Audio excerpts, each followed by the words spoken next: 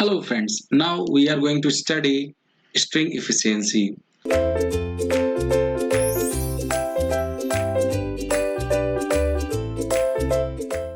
Basically, what is string efficiency?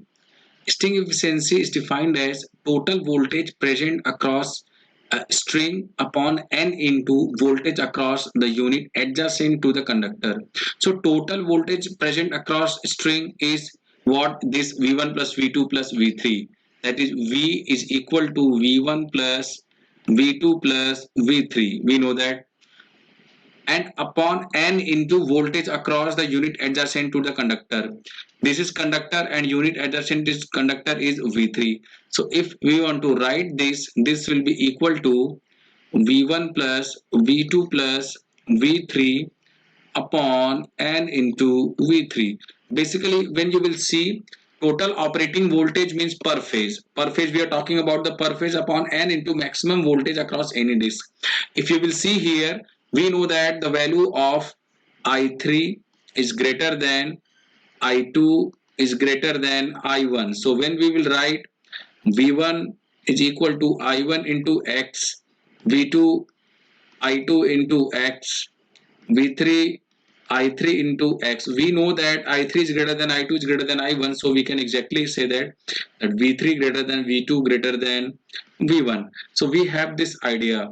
So V1 plus V2 plus V3, that is total operating voltage per phase upon n into maximum voltage across any disk, is equal to n into V3. So this is the bookish language, bookish definition of string efficiency.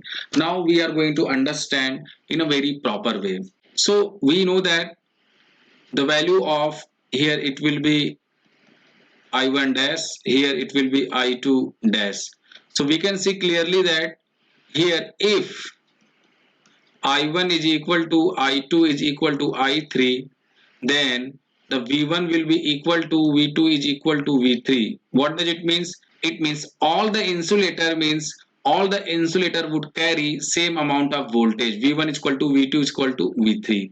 So this is the first phenomena. But if I1 is not equal to I2 is not equal to I3, and we know that I2 is greater than I1 and I3 is greater than all of them. So if this is like, so here we can say that V3 is greater than V2 is greater than V1. So in this case, let us assume if V3 is the nearest voltage handling, so V3, the maximum voltage comes to this V3 and then V2 and then V1. So let's we are utilize maximum at this third, and for the same disk we are not utilizing the maximum voltage, that is V2 is less than V3. So the maximum voltage it will bear, that will be less than V3, and V1 will bear less voltage. So basically what we are seeing that the capacity of these three insulators are same, but according to their capacity, the V2 and V1 is not being fully optimized, fully used. So V3 is maximally used, then V2 and then V1. So if we will talking about the string, then if the current would have been same, those are all the insulator would have bear the same amount of V1 is equal to V2 is equal to V3. So all the insulator would be used properly and in optimization case. But due to this shunt branch, these voltages are not seen same, so we can see how amount of voltage it has been bear. So we write the definition of string efficiency: percentage string efficiency will be equal to total operating voltage, means currently V1 plus V2 plus V3, the voltage it has been applied per phase upon n into maximum voltage per phase it would have been bared. So this is the case of this when our insulator are maximum utilized, and this is the case when V1 and V2, basically the disk number 1 and disk number 2 had not been properly utilized. So this shows that the percentage Let us assume string efficiency is 94%, means this string means this group of disk has been properly used by 94% when this case, and it would have been 100% when this I1 is equal to I2 is equal to I3. We will discuss it later in detail. So this is about the definition of string efficiency. Now for this 3 disk insulator, now we are going to derive the string efficiency in term of K, and K is what? K is equal to Cs upon C. Cs is nothing but Cs is the capacitance between this string and this ground you can say tower. So Cs and C is the capacitance of an insulator. So this is K is equal to Cs by C. So now we are going to define the string efficiency in term of K. It means in term of Cs upon C. You can see in the diagram that I2 is equal to I1 plus I1 dash. I2 is equal to I1 plus I1 dash, and we can write I2 is equal to J omega C into V2 is equal to J into omega C into V1, plus if you will see the voltage difference between this capacitor is this V1, so we can write J omega Cs into V1. So it will be when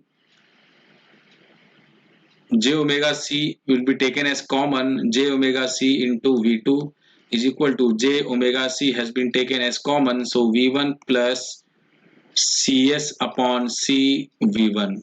It means we can cut out J omega C, and it will become V2 is equal to V1 we can take common and 1 plus K, where K is nothing but K is equal to Cs upon C. We can see from the equation, above equation. So K is equal to Cs upon C. And now if we want to write in terms of I3, so I3 we can write I2 plus I2 dash, I2 dash. So I3 value will be how much? I3 value will be equal to J into omega into C into V3 is equal to J into omega C into V2 plus I2 dash, means you will see the difference between voltage difference between this CS, the second one, then that would be V1 plus V2. You can see from here that would be V1 plus V2. Clearly you can see. So V1 plus V2 means J omega CS V1 plus V2. So we can see from here, if J omega C into V3 is equal to J omega C V2, when we can write 1 plus K into V1 plus J omega Cs, then I'm writing V1 plus 1 plus K into V1. So this, and now if we want to take common as J omega C into V3, left hand side is equal to J omega C. If you are taking the common, then what we can write 1 plus K into V1 plus J omega Cs upon C, it will become K.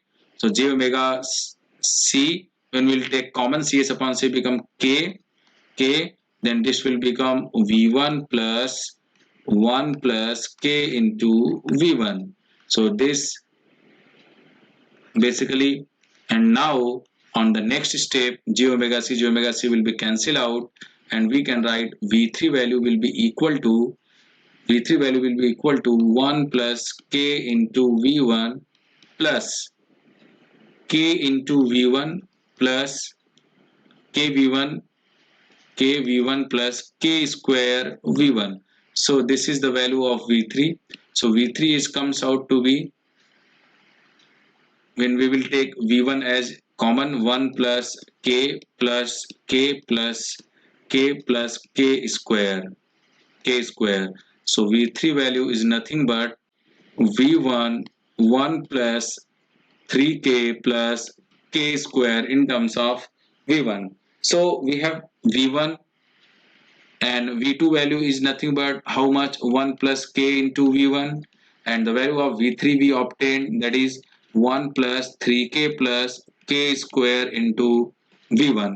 So V3 is equal to this. So now I am going to write down the percentage efficiency formula, percentage sting efficiency. So we know that percentage sting efficiency is equal to V1 plus V2 plus V3 upon 3 into V3. So percentage efficiency we can write that is V1 plus into 100% basically.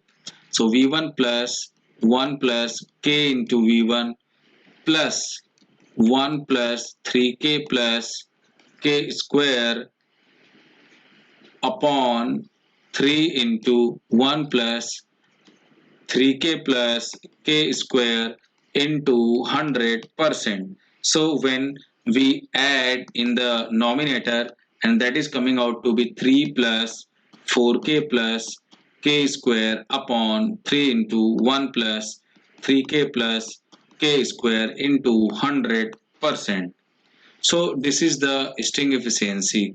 And now let us assume what we have discussed. Let us assume percentage eta is equal to 3 plus 4k plus k square upon 3 1 plus 3k plus k square into 100%. So this is all about the string efficiency. Thank you.